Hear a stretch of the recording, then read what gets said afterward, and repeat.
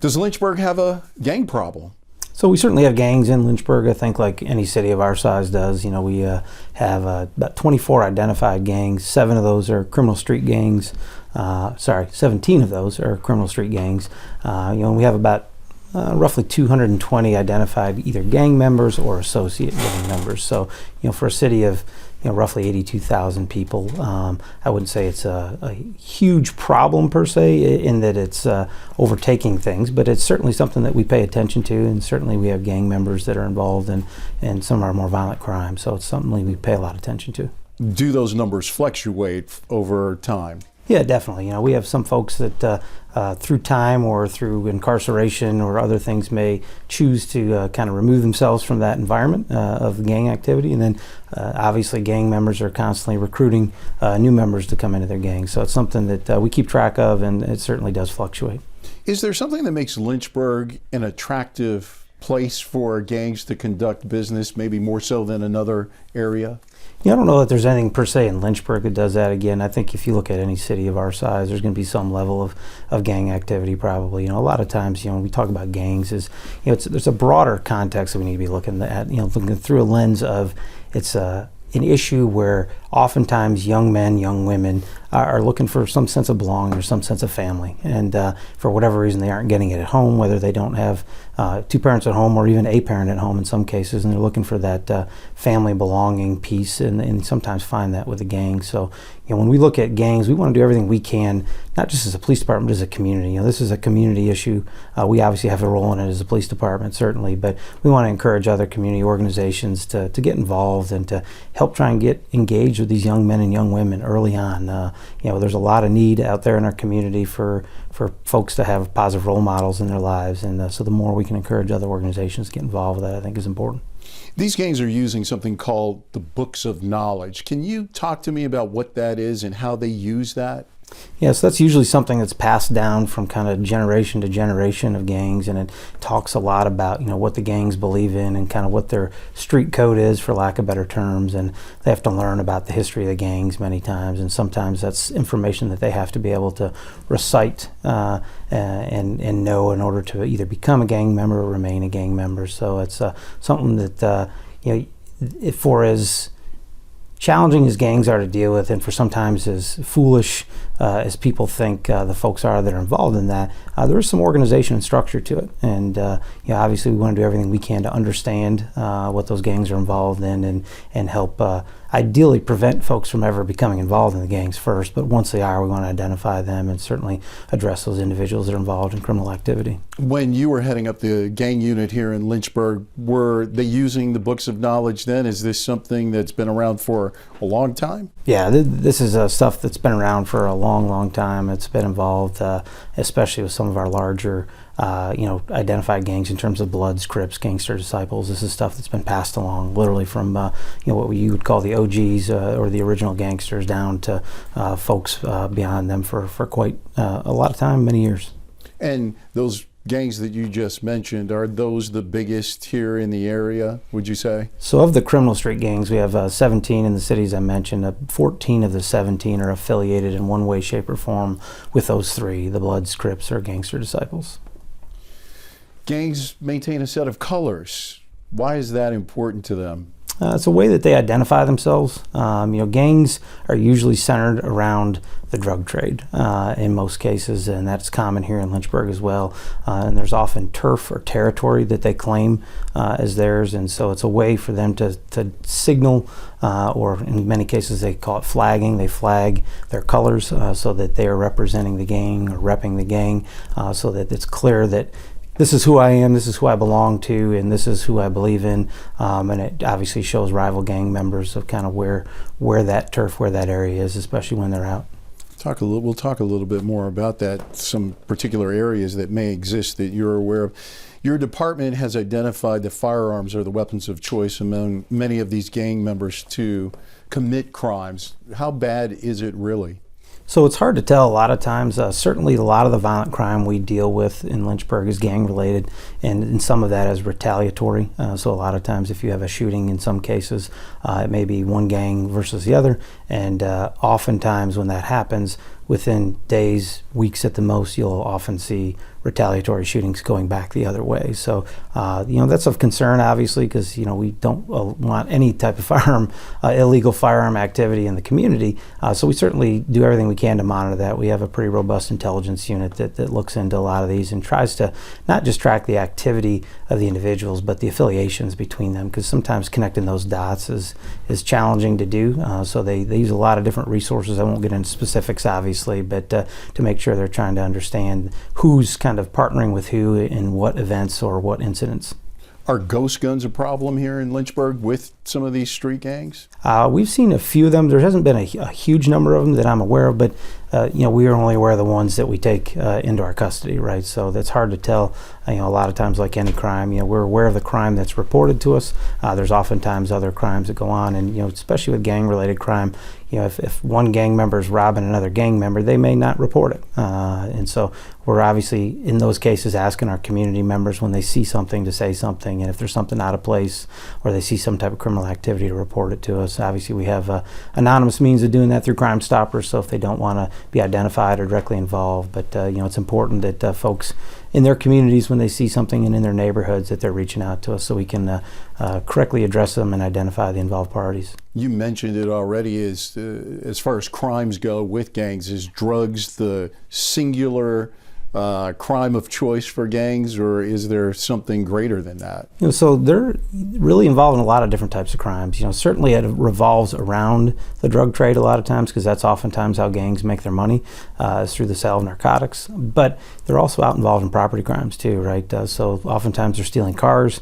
and they're then using those cars to go commit other crimes. That way, it's not, we can't run the license plate and it comes back to, the gang member. It's coming back to a stolen vehicle that obviously doesn't belong to them. So we see them doing those, and they're committing other property crimes in some cases, larcenies from vehicles, because unfortunately some people are still, today's day and age, leaving firearms in vehicles. And so some of these gang members are going and they're pulling handles on cars to see if they're open, and if they can go in and find a gun, then they've got a gun for free. So they're really involved in a lot of different types of crimes, kind of across the board.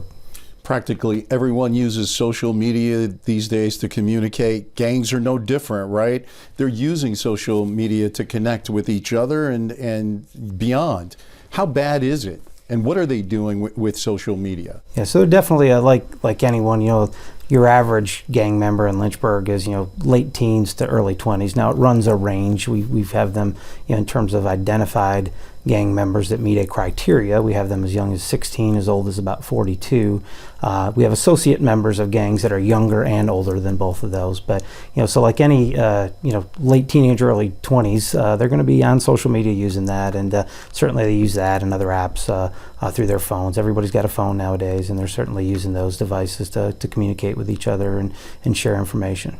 Is there one social media app that they're using more than another, or platform? I wouldn't say there's one in particular. I think it just, again, like the general population, that tends to ebb and flow a little bit. What might be the app of the day or the week or the month, 2 or 3 months from now, there may be a newer, greater app out there that everybody's using. Okay. There's a gang. You mentioned them, I think, the Queen Street Bloods. Are they one of the area's biggest when it comes to gangs? And if so, why is that? Yeah, so what I won't do is I won't talk about size of gangs. I don't want to give any glory to any of the gangs in our community. I don't want to give them any gratification that they may be the biggest or the smallest. I'll just tell you that, again, we've got about 17 criminal street gangs in the community, 14 of which are affiliated with those organizations. But I don't want to do anything or say anything that would help any one group with any credibility or any type of recruitment. At this point, I know you guys haven't said much about what happened to Kingston Campbell, but we've all seen video, right, from that night that was released. Is there any connection to the killing of Kingston Campbell and gang activity? So it's something we continue to look into. We have a lot of information related to that case, some that very bluntly I'm just not going to share it with the public at this time, because we want to make sure we maintain the integrity of that investigation. My goal with that crime and any unsolved murder is that we bring justice to the family members and to the victim. And so I don't want to say anything that would jeopardize that, but anytime we have any type of violent crime, we certainly look to see if there's a gang nexus, and if there is, and there are appropriate charges that can be placed, we would absolutely do that. Are we close to a possible arrest, would you say? I'd say we're still investigating the crime. We have gathered a lot of information.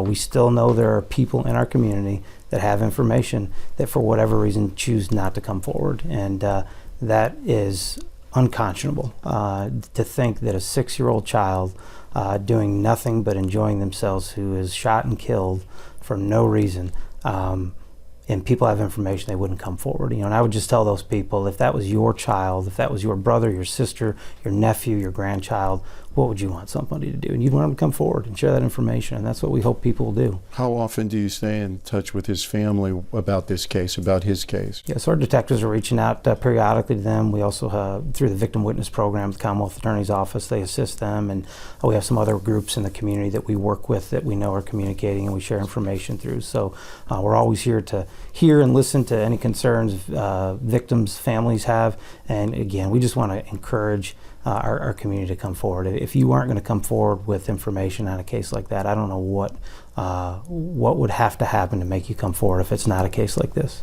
So these are some of Paige's questions. There have been 3, unfortunately, killings, shootings in this year of young people: Malaysia, Solomon, Terry and Marshall, and of course Kingston. What's being done in the area specifically to keep children safe in the city? Yeah, so we implemented in June a stratified policing strategy, and that's a proactive crime reduction strategy that looks at accountability within the organization, the police department, to make sure that we are prioritizing the resources that we have into areas and individuals who are responsible for a disproportionate amount of our criminal activity in the city. So what that in a nutshell does is, we look at a lot of data. We're pulling data for, whether it's certain specific types of offenses or whether it's just generally where are these crimes occurring geographically. And then we're also looking at what we call problem offenders, right? So people that are repeatedly involved in the criminal justice system who are, again, responsible for a very disproportionate amount of crime. So the area that you're speaking of that, those 3 murders all generally occurred in, we have put a lot of resources into that area. We've seen a significant drop in violent crime in that area. And that's not solely just the police department. We are also partnering with a lot of organizations in the community, and there's a lot of folks that, if anything positive has come out of these young people's deaths, is that I think it's kind of awoken some of our community to realize that they have a part and a role in the safety of our community as well, right? It's certainly the police department has a very defined role, but we've got to have partners in the community that are willing to stand up and speak up on behavior like this. That's primarily the Diamond Hill area. Correct. Would you call that area one of the more dangerous parts of Lynchburg? I wouldn't necessarily say it's more dangerous Yeah. part. We certainly get some calls for service of certain call natures at a higher volume there than we do other areas. Why is that, do you think? Well, I mean, we got to understand that crime is also tied into so many other things, right? Crime is tied into poverty, right? And if you were to take and look at that area, I would say there's probably a higher level of poverty in some of that area. Not all of it, but certainly some of it. And none of these things operate in a vacuum, right? Crime and poverty are tied directly into each other, and then when you start talking about mental health issues across the community, and that spans our entire community. That's not specific, but all these things interact with one another, and we've got to make sure that we're tying all the correct resources in together to help those people who are truly in need. All right. We talked about Kingston and what's going on with him. The other 2 cases, are we close to any arrests in those? Again, not really going to speak to where that is, other than that we've gathered a lot of information. Again, we've got a lot of leads we've followed up on, and we're waiting in some cases for evidence to come back and certain things from the lab. But we're going to continue to make sure that we've got everything in all those cases. Again, we know there are people that have information, right? We know folks have things that could help us solve these crimes, and we need them to come forward. Is it a matter of no one wanting to snitch? You've been doing this job a long time, and if so, how do we get over that? How does your department get over that so that people do come forward with that information that would possibly help solve one of these cases? Yeah, that is a part of it. There's certainly a code in certain communities where they believe that you should never snitch, you should never tell what you know. But I think we're so far beyond that at this point in life. We have got to make sure that people who have information come forward, and we have means that they can do that anonymously, right? I understand completely the concern for their safety if they were to come forward and be identified. We recognize that, understand that, which is why we have Crime Stoppers where they can anonymously report information. We can make sure that we get that information. They will never be identified, because that one piece of information may be the thing that ties all the other stuff together. A lot of times, an investigation is like a puzzle where you're just trying to connect the dots and you're missing one piece of the puzzle. And sometimes that one little piece that someone might think is not horribly important may be something that breaks an entire case open. So we've got to create an environment in our community, and this is everybody's responsibility, not just the police departments. We've got to create an environment in our community where people speak up when bad things happen, because if we don't, we're going to continue to struggle with clearing some of these cases until folks are willing to step up and come forward. Do you need more police officers on the streets? We can always use more police officers. The challenge right now is in law enforcement across the country. Recruiting officers is a challenge, and we're continuing to work forward that. We're making some progress with that, certainly, but we could always use more resources. There's plenty of work to do, and those resources would allow us to not just provide the basic services, but to go above and beyond, and to help build those community connections and build those relationships in our community. In Danville, when a killing happens there, and I'm sure you're aware of this, they regularly do something called heart walks. Chief Booth was doing this. It stands for Healing and Engagement After Recent Trauma. Does Lynchburg need to do something like that when one of these things happen, killings happen? We do a lot of that type of activity, not just when we have that. We're out in communities trying to engage with them. That's a part of the stratified policing model, is to be out there and doing that community engagement. We also partner with One Community, One Voice anytime we have a traumatic incident like this, to do just that. Go door to door and canvass with them and with other civic leaders, because there may be somebody in a house that isn't willing to talk to a police officer, but they may be willing to talk to a pastor. So we do a lot of that after critical incidents where we're out in the community with those groups, going door to door, passing out information on resources that are available to them, in addition to asking them if they have information they're willing to share related to whatever that recent crime may have been. Does it work? Have you seen some success with doing those? Can you point to something in particular? Yeah, I won't speak to a specific incident, again, to protect the integrity of the investigation and the identity of individuals, but we've had some incidents where people in those walks have provided some information that have helped us kind of connect some dots. And again, it's not what I think a lot of times people are thinking is, when we say, hey, we need you to provide information, a lot of people think we're waiting for them to identify the person that pulled the trigger. If they know that, great, we'd love to have that information. But a lot of times we already have an idea of who pulled the trigger, right? We just need some of the background information on what they may have saw. They may have seen a car drive away that was this color with this many doors, or they may have seen, somebody walk out of the neighborhood into an alleyway here or something like that. So those little pieces of information are really, really important. Like you said, it's part of a puzzle that you're trying to build. What's your advice to parents or guardians when it comes to helping them steer their kids away from gangs? They've got to be involved in their kids' lives. What they cannot do is let a cell phone or a tablet or a television raise them. It's just that simple. And it's too easy nowadays when your kid's young and maybe acting up or acting out, to just shove a device in front of them, because it occupies them, right? And the problem with that is we're losing that connection with our parents and our kids. And the other piece of that is, as these kids become more dependent upon these devices, right? There isn't this social interaction that we used to have. You and I grew up, right? And how you communicated was like you and I are doing right now. And everything now is on a phone and through an app. And the more these kids get ingrained into these devices, the more opportunities there are for them to get involved in things they shouldn't be. And parents have got to be checking their kids' devices, right?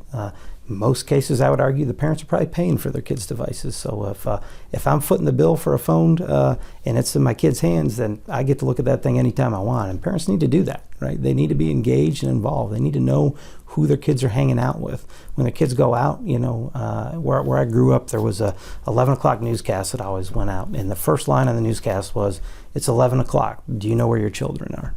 Right? I think that's relevant today, probably more so than ever. We can't let technology raise our children. We've got to be engaged as parents. We've got to make sure that we know what our kids are doing, who they're doing it with, and I think sometimes parents are just not doing that. And for those families that don't have two parents or maybe any parents at all, we've got to, as a community, wrap our arms around these kids. You know, if everybody just helped out one kid in the community, imagine where we'd be, right? Because there's plenty of kids that need help in our community, and if we could all just help one kid, we'd make leaps and bounds, I think, in this area. I believe last year there were 8 homicides in the city. And where are we today? I don't have the most recent stats. So we're at 3 right now for the calendar year. For the calendar year, 8 last year. That's correct. So we're doing better? Absolutely. And again, I think that's a concerted effort on our part with how we're trying to address crime through stratified policing. And I also think it's a testament to a lot of the community members who have come out and just said, hey, this is enough, right? Because we see people doing that. We see groups doing that. We see individuals doing that. We just got to have more of it, right? And we've got to make sure it's sustained, right? Because what happens a lot of times is we have a tragic incident and people are up in arms, and for a month they're out and they're doing all these things, and then the interest level kind of wanes off. But we've got to sustain that. We've got to make sure that we have processes and organizations in place that can help sustain that. Do you think the curfew has anything to do with keeping that number down? I think there's certainly a correlation. I wouldn't say there's a direct causation there, but I think there's a correlation. I think it has helped. Ultimately, that's going to be a decision City Council will have to make if they want to continue that or not. And we provide them data on a monthly basis so they can look at that and certainly answer questions they have. But I think that has certainly been a small piece of it. I'm not going to say the curfew by itself has driven those numbers down or done that, but it's certainly a part of it. Is there anyone in the area that you can point to that's doing a good job with gang activity in terms of keeping it out of their area and pushing it somewhere else? Because obviously if it's going out of one area, it's going to end up somewhere else, more than likely. Yeah, I can't speak to any one that's solved, so to speak, gang activity. I think you're always going to see some of that, no matter where you are, I really do. But we're lucky here that we've got a lot of really strategic partners in the community. We're working with a TAPS program, which is Teens in Police Service. That's coordinated through the University of Lynchburg with Dr. Owen Cardwell, who's also the pastor of Diamond Hill Baptist Church. And that's going out and really working with some of our teens who are at risk of being involved in gangs. He's at University of Lynchburg too, isn't he? That's correct. Yep. And so we've been working with him with a TAPS program. They just started another cohort of that organization, or group rather, and we're directly involved in that, making sure that we are interacting with those kids, because part of it is building those relationships, right? Our officers building relationships with young men and women that may have been told since birth that the police are bad, right? And so we've got to develop those relationships and help them see a human side of our officers. I just have one final question for you. One community, one voice. Now you have Lynchburg Peacemakers.